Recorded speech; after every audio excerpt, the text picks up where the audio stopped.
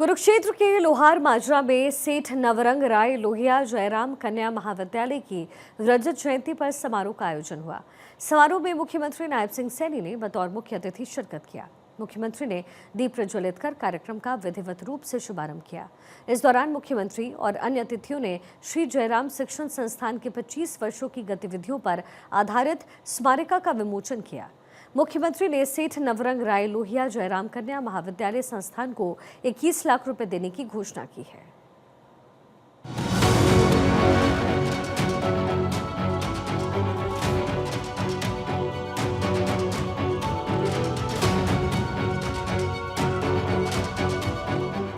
मुख्यमंत्री नायब सिंह सैनी ने कहा कि आज ऐसे सरस्वती मंदिर में आए हैं जो 25 वर्षों से ग्रामीण क्षेत्र की बेटियों को शिक्षित और स्वावलंबी बनाने का काम कर रहा है। शिक्षण संस्था के जीवन में 25 वर्ष केवल एक संख्या नहीं बल्कि संघर्ष, समर्पण और सफलता का लंबा इतिहास है। उन्होंने कहा कि परम पूज्य ब्रह्मलीन देवेंद्र स्वरूप ब्रह्मचारी जी की प्रेरणा से स्वर्गीय मोहनलाल लोहिया ने इस जमीन पर अपने पिता की याद में ये कॉलेज बनवाया था। जिस समय इस कॉलेज की नींव रखी जा रही थी उस समय गांव में बेटियों की शिक्षा के प्रति जागरूकता नहीं थी। ये कॉलेज आज आसपास के ग्रामीण क्षेत्रों में हजारों बेटियों के उज्जवल भविष्य की आधारशिला है। यहाँ की छात्राओं ने न केवल शिक्षा के क्षेत्र में बल्कि खेल, सांस्कृतिक गतिविधियों और सामाजिक उत्तरदायित्व को और शोध के क्षेत्र में भी उल्लेखनीय उपलब्धियां हमारी बेटियों ने इस शिक्षण संस्थान में की है। इस दौरान मुख्यमंत्री ने कहा कि बेटियों की शिक्षा के रास्ते में सबसे बड़ी बाधा शिक्षण संस्थानों का घर से काफी दूर होना था। सरकार ने यह सुनिश्चित किया कि बेटियों को हर 20 किलोमीटर के दायरे में कॉलेज जरूर मिले।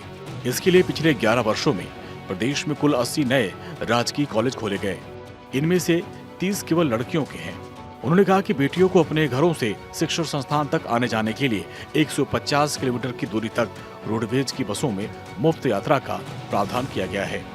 मुख्यमंत्री ने कहा कि बेटियों को तकनीकी शिक्षा प्रदान करने के लिए प्रदेश में 29 कन्या ITI चल रही हैं। इन ITI में पढ़ने वाली लड़कियों को प्रतिमाह 500 रुपए वजीफा देने का प्रावधान है। हरियाणा प्रदेश नई राष्ट्रीय शिक्षा नीति को लागू करने वाला पहला राज्य है।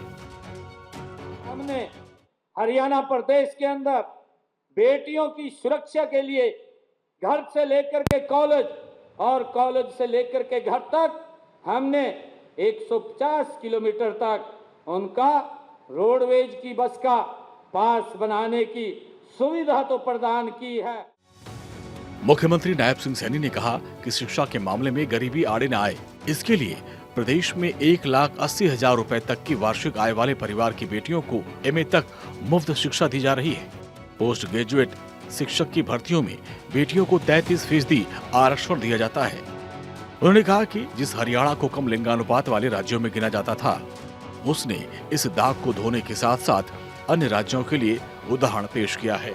बेटी बचाओ बेटी पढ़ाओ कार्यक्रम के तहत प्रदेश में जन्म के समय लिंगानुपात की दर वर्ष 2014 में 871 से सुधरकर अब 909 हो गई है।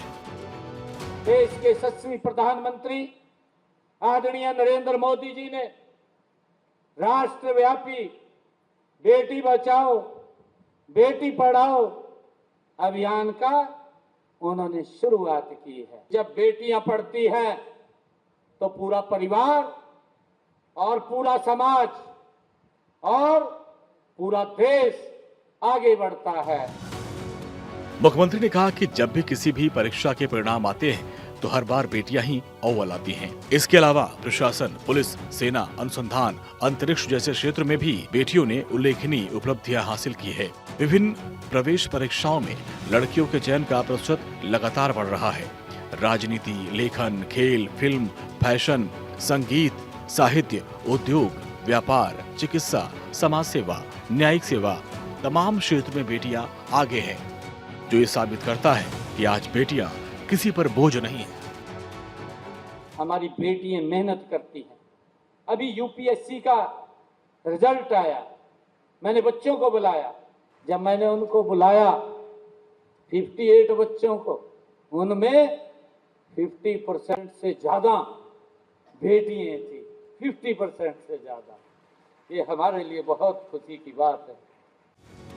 मुख्यमंत्री नायब सिंह सैनी ने कहा कि शिक्षा किसी भी देश और समाज के लिए सच्ची शक्ति होती है।